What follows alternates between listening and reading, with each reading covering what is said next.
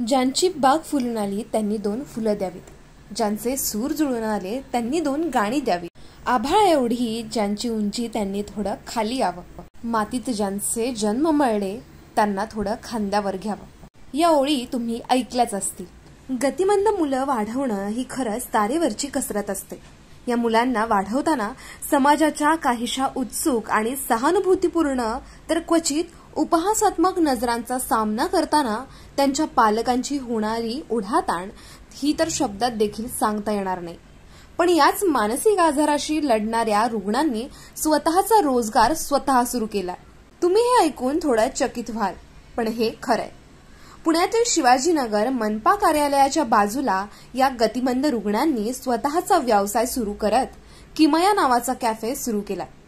कॅफेमध्ये मानसिक आजारातून बरे होणारे 7 गतिमंद रुग्ण अगदी सुलभतेने 1 ते 1.5 वर्षे या कॅफेमध्ये काम करत आहेत. स्किझोफ्रेनियासारखा तीव्र मानसिक आजार हा बहुतांश तरुण वयात चालू होतो आणि त्यामुळे त्याचा त्या व्यक्तीच्या आयुष्यावरती खूप मोठा परिणाम होतो.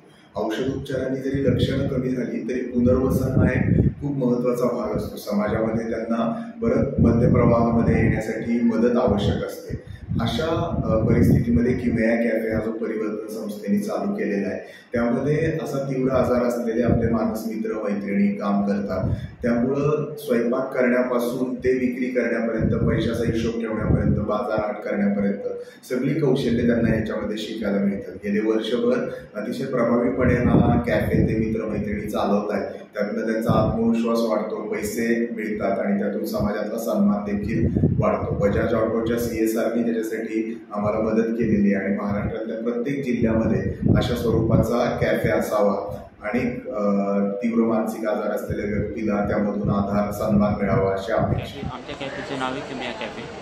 हिल आहे, त्यांना काहीतरी रोजगार मिळावा, समाजामध्ये स्थान मिळावं, त्याचा आत्मविश्वास वाढावा या दृष्टीने संस्थेने निर्णय घेतला की मानस मित्रांना काहीतरी उपक्रम दिला गेला पाहिजे. कामामध्ये बऱ्याच वेळा संघर्ष आम्हाला करावा लागला आहे. चहा बनवणे, तर कोल्ड्रिंक्स, ताक अशा गोष्टी आम्ही ठेवतो आहे.